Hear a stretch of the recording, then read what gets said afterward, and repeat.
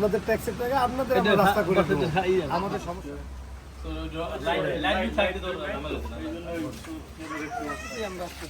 সমস্যা নেই।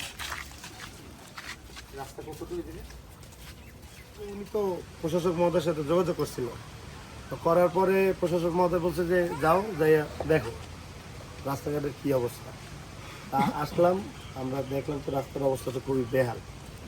আমরা এটা রোগী লইয়া কষ্ট হয়। তো দেখলাম, এখন ই করেন আপনারা যে একটা আবেদন করবেন প্রশাসক মহোদয় বরাবর, আপনারা এই ঠিকানাটা লেখা আপনারা যারা স্থানীয়রা আছেন, এই ক্ষয় দাম লাগবে না, দেওয়া লাগবে।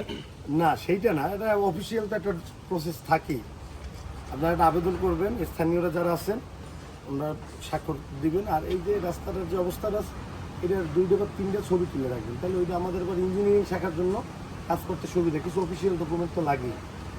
আর এই কাকার আমার খুব ভালো লাগবে, কাকার অবশ্যই নিয়ে যাবো।